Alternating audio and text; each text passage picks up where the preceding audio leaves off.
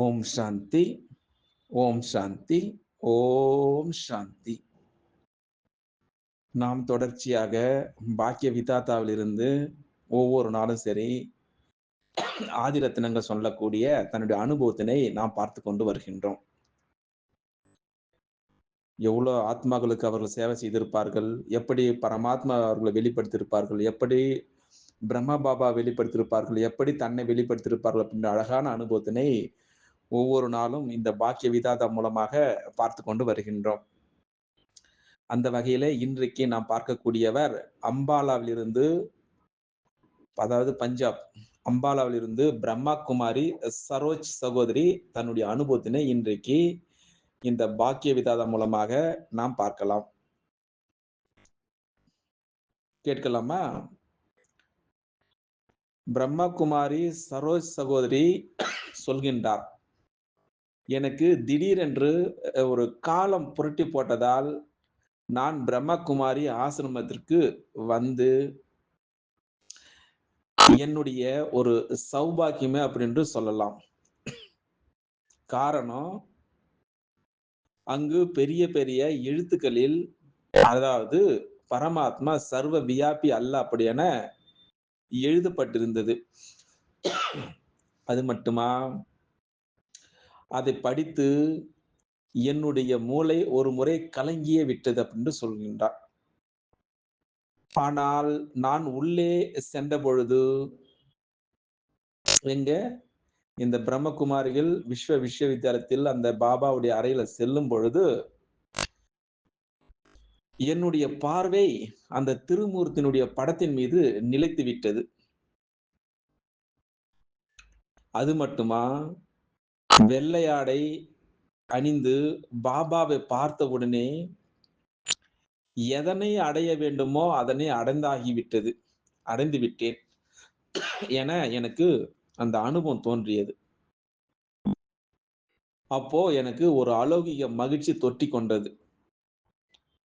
அப்போ அந்த நேரத்தில் நீங்களே தாயும் தந்தையும் அப்படி என்ற பாடல் அங்கு ஒலிக்கப்பட்டது. அந்த பாடலை கேட்டு கண்களில் கண்ணீர் அருவி ஓட ஆரம்பித்தது. அது மட்டுமா, இவரே என்னுடைய தாயும், இவரே என்னுடைய தந்தையும், இவரே என்னுடைய குடும்பம் அப்படி என எனக்கு தோன்றியது. யார் சொல்கின்றார்? அம்பாலாவில் இருந்து பிரம்மகுமாரி சரோஜ் சகோதரி தன்னுடைய அனுபவத்தினை சொல்லிக் கொண்டு வருகின்றார். அந்த நாளிலிருந்து எனக்கு தாயும் தந்தையும் குடும்பமும் எல்லாம் எனக்கு அனுபவம் ஆகிவிட்டது.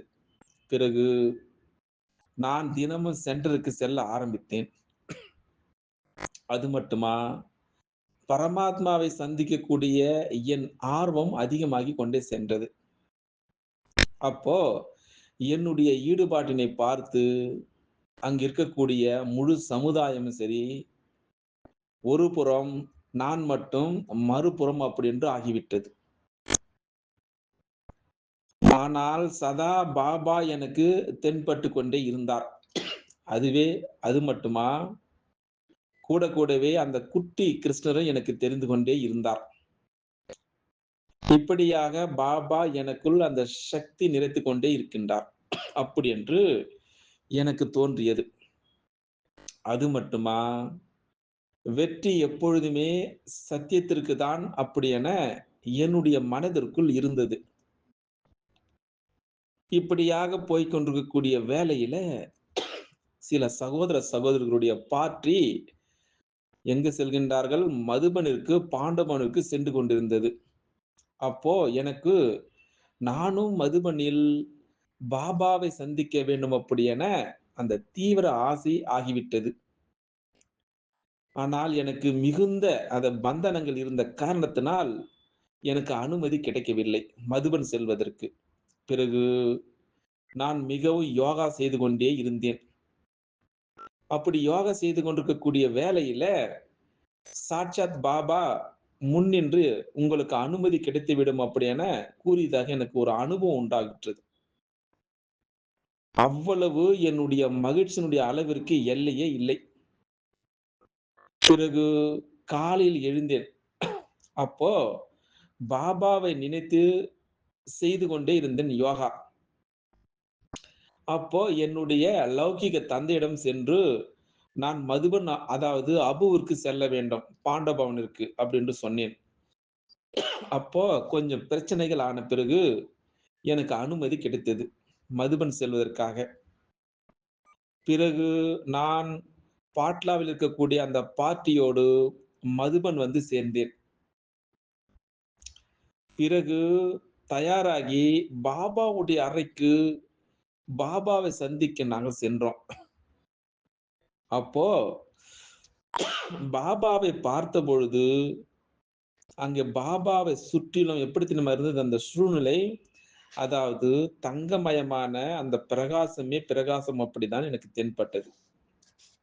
வேற எதுவுமே எனக்கு தெரியவில்லை அப்படின்ற அழகாக பிரம்மகுமாரி சரோஜ் சகோதரி தன்னுடைய அனுபவத்தினை சொல்லிக் கொண்டு வருகின்றார். எவ்வளவு அழகாக இருக்கிறது பாருங்கள் அந்த இடம். இப்படியாக போய்க் கொண்டிருக்கக்கூடிய அந்த அறையில முழு பார்ட்டியும் பாபாவை சந்தித்து விட்டது.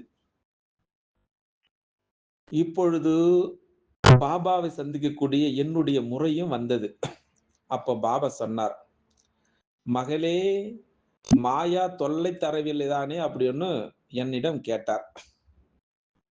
நான் அதற்கு உடனடியாக பாபாவிடம் சொன்னேன், பாபா, மாயாவோ தொல்லை தரவில்லை எனக்கு. ஆனால் குடும்பத்தினர் தான் மிகவும் தொல்லை தருகின்றார்கள் அப்படின்று பிரம்ம பாபாவிடம் சொன்னேன்.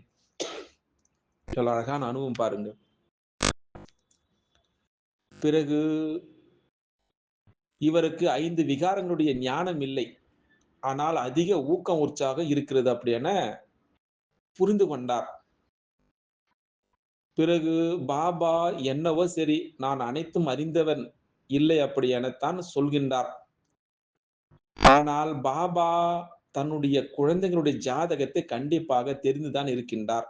காரணம், பாபா என்னை கண்களால் திருப்தி செய்து கொண்டே, எப்பொழுது இங்கே வந்து சேர்ந்து விட்டீர்களோ, இனி கர்ம பந்தனங்களும் உங்களுக்கு தெரியாமலேயே, அதாவது ஒரு அழகான உதாரணம் சொல்கின்றேன். அதாவது வெண்ணெயிலிருந்து முடி எடுப்பது போல முடிந்து விடும் அப்படி என வைத்துக் கொள்ளுங்கள் அப்படின்று பாபா பாபாவுடைய அறையில எனக்கு சொன்னார்.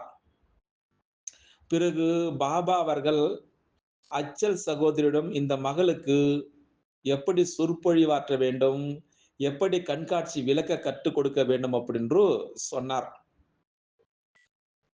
பிறகு உங்கள் வேலை பறப்பது, அது மட்டுமா பறக்க வைப்பது அப்படி என்று எனக்கு பாபா வரதானம் கொடுத்தார். ஒரு அழகான ஒரு விஷயத்தை உங்களிடம் சொல்கின்றேன். அதாவது ஒரு பெரிய ஆச்சரியமான விஷயம் என்னவென்றால், நான் 1968ஆம் ஆண்டு டிசம்பர் 21 அன்றைய நாளில சமர்ப்பணம் ஆனேன்.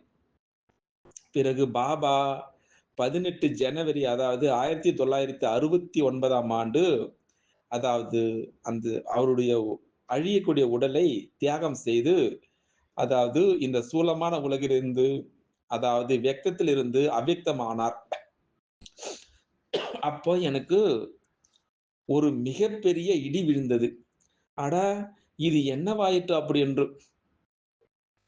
கடவுளுடைய ரதமே சென்று விட்ட பிறகு இப்பொழுது என்னவாகும் அப்படின்ற இந்த கேள்வி என்னுடைய மனதில அடிக்கடி சுற்றிக் கொண்டே இருந்தது. அது மட்டுமா, நான் மிகவும் துக்கமாகியே விட்டேன். பிறகு அவ்யக்த பாப்தாதாவை சந்திக்க மதுபன் வந்தபொழுது மீண்டும் என்னுடைய அன்பான பாபாவை நான் பார்க்க விரும்பினேன். அப்போ பாபா அவ்யக்தமாகி விட்டார் அப்படி என்பது எனக்கு நம்பிக்கையே வரவில்லை. அப்போ குல்ஜார் தாதிக்குள் பாப்தாதாவுடைய பிரவேசமானது நான் மிகவும் வருந்தி கண்ணீர் விட்டுக் கொண்டே இருந்தேன். அப்போ பாபா என்னை அழைத்து, மகளே, கர்ம பந்தனம் அதாவது வெண்ணெயிலிருந்து முடி போல் முடிந்து விட்டது.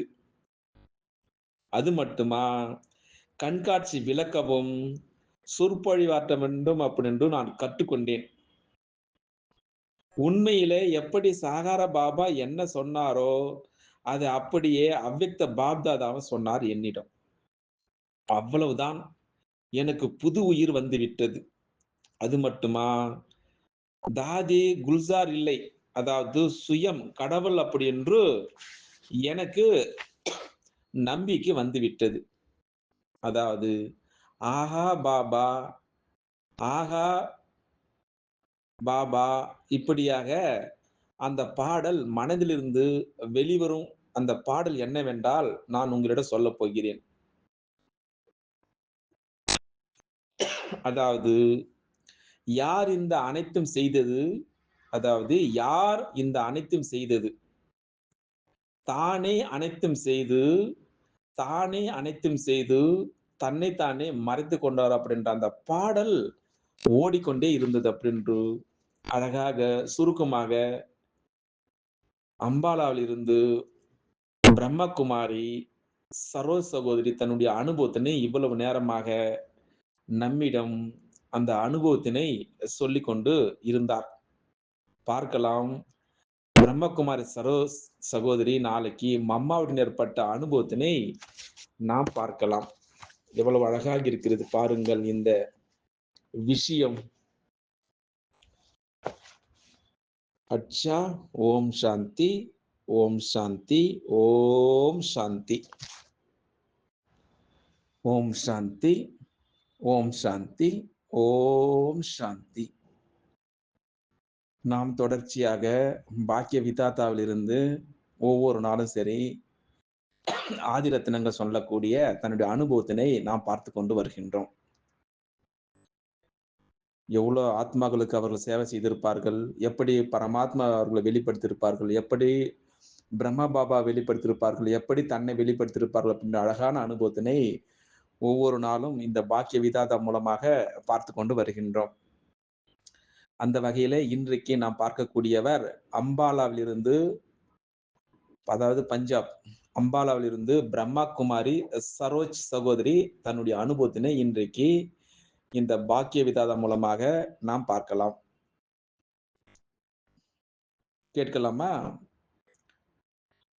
பிரம்மகுமாரி சரோஜ் சகோதரி சொல்கின்றார், எனக்கு திடீரென்று ஒரு காலம் புரட்டி போட்டதால் நான் பிரம்மகுமாரி ஆசிரமத்திற்கு வந்து என்னுடைய ஒரு சௌபாக்கியமே அப்படின்னு சொல்லலாம். காரணம், அங்கு பெரிய பெரிய எழுத்துக்களில், அதாவது பரமாத்மா சர்வ வியாபி அல்ல அப்படி என எழுதப்பட்டிருந்தது.